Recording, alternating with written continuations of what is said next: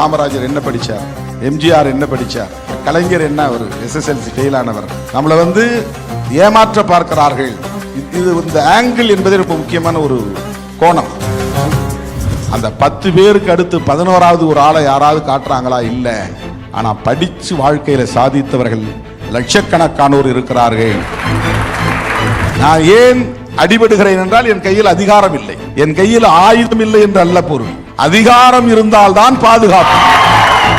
நான் எந்த கருத்திலே கொள்கையிலே உடன்பட்டு இருக்கிறோமோ அதை அழுத்தி சொல்லுகிற துணிச்சல். சமூக நீதி என்பதை எல்லோரும் மிக சாதாரணமாக இடஒதுக்கீடு பார்வையிலே பார்க்கிறார்கள். இடஒதுக்கீடு என்பது சமூக நீதி கோட்பாட்டில் ஒரு நடைமுறை உத்தியது, அது ஒரு ஸ்ட்ராட்டஜி. சமூக நீதி என்பது ஒரு பெரிய கோட்பாடு. அது சமூகத்தில் மாற்றத்தை ஏற்படுத்துவதற்கான புரட்சிகரமான ஒரு கருத்தியல்.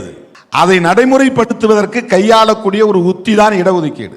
இடஒதுக்கீடு மட்டுமே சமூக நீதி அல்ல. மறுபடியும் நான் சொல்லுகிறேன், விளிம்பு நிலை மக்களை எம்பவர் செய்வதுதான் சமூக நீதி. எம்பவர்மெண்ட் ஆஃப் மார்ஜினலைஸ்ட் செக்ஷன்ஸ் என்பதுதான் சோஷியல் ஜஸ்டிஸ். பொருளாதார அடிப்படையில் சொல்லக்கூடியது அல்ல. அதனால தான் இது சமூக நீதினே பேர். இல்லைன்னா பொருளாதார நீதின்னு தனி இருக்கு. அரசு கான்ஸ்டிடியூஷன்லே நீதி 3 வகையாக சொல்லப்படுகிறது: social justice, economical justice, political justice. 3 வகையான நீதி இருக்கிறது. ஆனால் சமூக நீதிக்குத்தான் முன்னுரிமை, முக்கியத்துவம் இங்கே இருக்கிறது. ஏனென்றால் இந்த சமூகத்தில் பெரும்பான்மை மக்கள், உழைக்கிற மக்கள், கல்வி மறுக்கப்பட்டவர்களாக இருக்கிறார்கள். அதனால் பொருளாதாரத்தில் பின்தங்கி இருக்கிறார்கள். கல்வி மறுக்கப்பட்டவர்களாக இருக்கிறார்கள், அதனால் அதிகாரத்தை இழந்திருக்கிறார்கள். பொருளாதாரம், கல்வி எதற்காக என்றால் அதிகாரத்திற்காகத்தான். அதிகாரம்தான் அல்டிமேட், அதிகாரம்தான் இறுதி இலக்கு. நான் ஏன் அடிபடுகிறேன் என்றால் என் கையில் அதிகாரம் இல்லை, என் கையில் ஆயுதம் இல்லை என்று அல்ல பொருள். ஆயுதம் இருந்தாலும் அவனுக்கு பாதுகாப்பு கிடையாது. அதிகாரம் இருந்தால்தான் பாதுகாப்பு. இப்ப அதிகாரம் என்பது வெறும் பொலிட்டிக்கல் பவர் அல்ல. ஒரு VAO ஆவது கூட அதிகாரம் தான், ஒரு ஸ்கூல் டீச்சர் ஆவது கூட ஒரு அதிகாரம் தான், ஒரு தலையாரி வேலைக்கு போவது கூட அதிகாரம் தான். அதிகாரம் என்பது த்ரூ எஜுகேஷன் அண்ட் எம்ப்ளாய்மெண்ட், அதுதான் எம்பவரிங். படிக்கணும், அது ஒரு அதிகாரம்.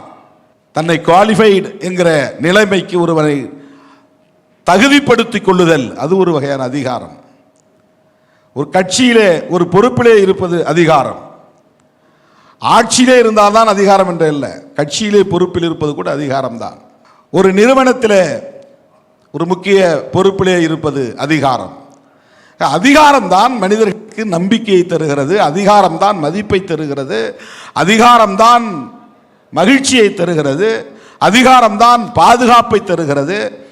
அதிகாரமற்றவர்கள் தான் ஒடுக்கப்படுகிறார்கள், அதிகாரமற்றவர்கள் தான் சுரண்டலுக்கு ஆளாகிறார்கள், அதிகாரமற்றவர்கள் தான் பாதுகாப்பு இல்லாமல் இருக்கிறார்கள்.